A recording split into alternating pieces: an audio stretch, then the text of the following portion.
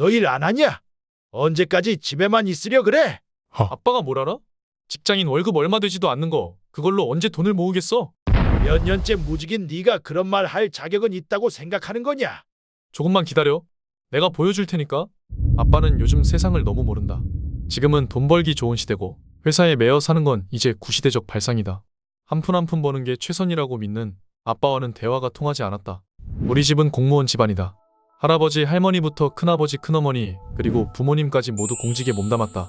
당연히 나 역시 안정적인 직장이 최선이라고 생각하며 살아왔다. 어릴 적부터 공부만이 전부라고 들으며 자라왔으니 반감없이 그 길을 따랐다. 예쁜 여자와 결혼하고 싶다면 안정적인 직장이 필요하다는 생각에 그저 묵묵히 공부했다.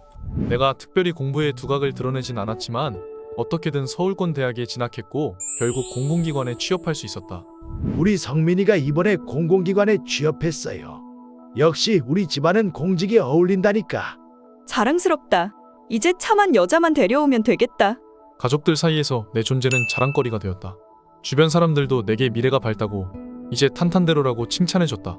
나 역시 내 길을 자랑스럽게 생각했고 스스로에게 만족감을 느꼈다. 그러나 회사에 들어가고 얼마 지나지 않아 생각이 달라졌다. 부장, 왜 이렇게 지 멋대로야? 이번에 복권 당첨되면 바로 때려치운다. 저 팀장은 또 왜 저러는지 모르겠다. 공공기관이라 다들 대단한 사람들만 있을 줄 알았지만 실제로는 불만과 정치질, 뒷담화가 난무했다. 내 자부심도 조금씩 금이 가기 시작했다. 심지어 앞에서는 내 칭찬을 하던 동료들이 뒤에서는 내 뒷담화를 하는 걸 알게 되었고 인간관계마저 회의감이 들었다. 무엇보다 매일 반복되는 일상과 불투명한 미래가 불안했다. 저 앞선 선배들의 모습이 내 미래라는 생각에 막막했다. 2년차에 접어들었을 때 나는 퇴사를 염두에 두고 제2의 수입을 준비하기 시작했다.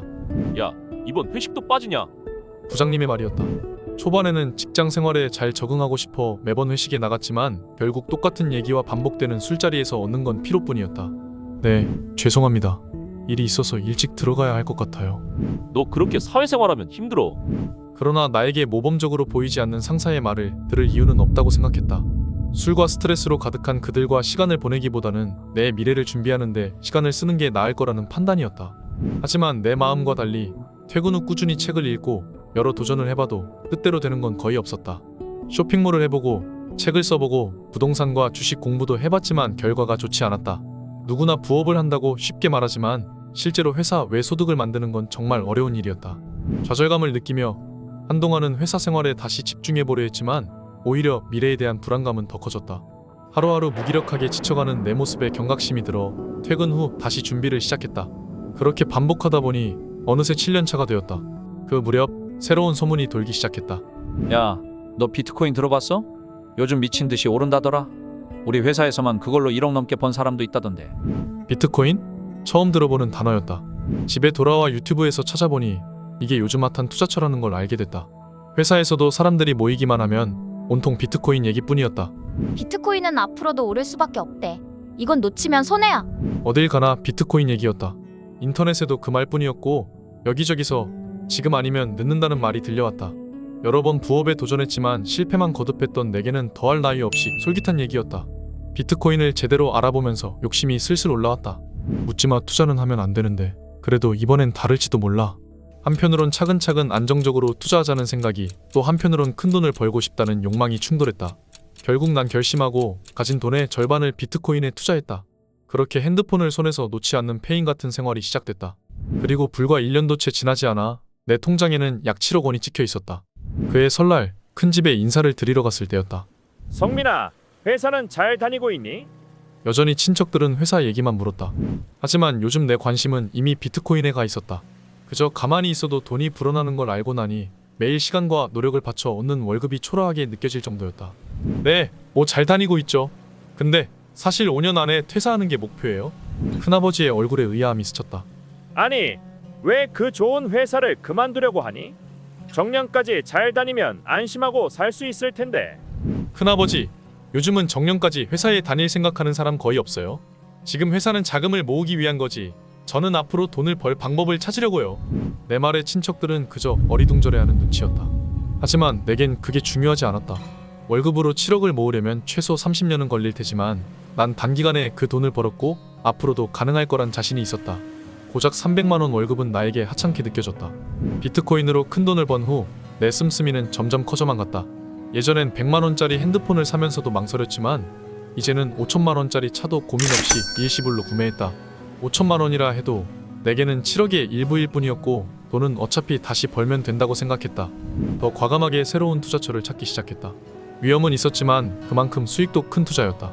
세계적인 부호가 찬양하는 투자처인 만큼 내게도 안정적이고 매력적으로 보였다.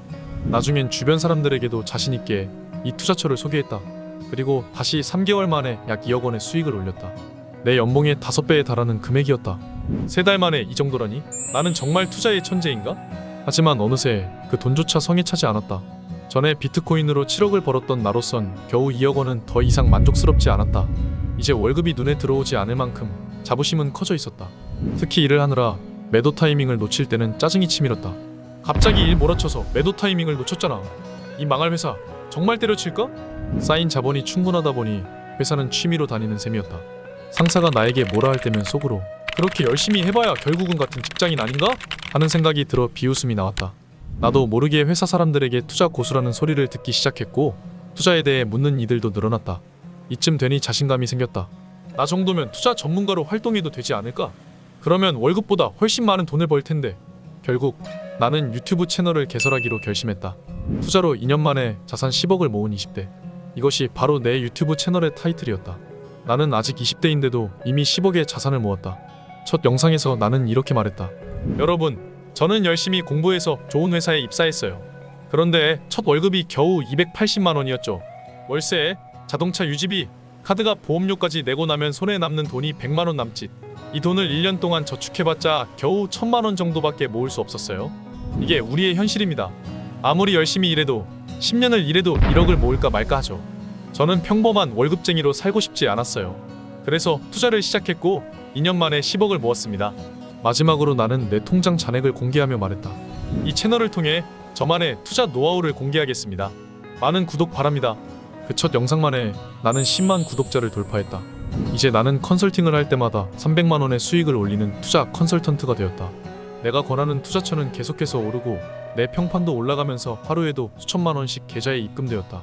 이제 회사에 다니며 시간을 소모할 필요가 없어졌다. 부장님, 저는 회사를 그만두겠습니다. 뭐? 너 밖에 얼마나 힘든 줄 알아? 그건 부장님 얘기죠. 그렇게 회사가 좋으시면 평생 여기 계세요. 그렇게 나는 회사를 그만두고 전업 투자자로 활동하기 시작했다. 어느 날 친구가 내게 하소연을 했다. 요즘 계속 야근이야. 너처럼 은퇴하고 싶다. 그럼 내 투자처에 투자해볼래? 그런데 그런 건 운빨 아닌가? 조금 불안해. 야, 세상에 리스크 없는 돈벌이가 어딨어? 리스크 없이 돈 벌 생각하는 거면 그건 도둑놈 신보지. 친구는 고개를 저으며 말했다. 그래도 넌 대단한 것 같아. 난 그런 거 못하겠더라. 나는 속으로 생각했다. 저러니 평생 일만 하다 죽겠지. 그때부터 월급쟁이들이 겁쟁이처럼 보였다. 일은 하기 싫어하면서 새로운 시도는 하지 않는 사람들 같았다. 내 주변에는 나를 높이 평가하는 사람들이 넘쳐났고 내 명성은 날로 높아졌다. 그러던 어느 날 청천벽력 같은 일이 벌어졌다. 급격한 금리 인상으로 인해 코인 시장이 급락하고 있습니다. 성민코인이 하루 만에 마이너스 40% 폭락했습니다. 이후에도 전례 없는 폭락장이 이어졌다. 예측할 수 없었던 경제 불안과 전쟁의 여파까지 겹치며 내가 추천했던 투자처들이 줄줄이 무너졌다. 내 계좌에 있던 자산도 순식간에 5분의 1로 쪼그라들었다. 설마 잠깐만 기다리면 다시 오르겠지. 내심 그렇게 위안을 삼았다. 너무 급격히 떨어진 거라서 바닥이 거의 온 것이라고 생각했다. 투자자들에게도 조금만 기다리면 회복될 거라고 했지만 상황은 악화될 뿐이었다.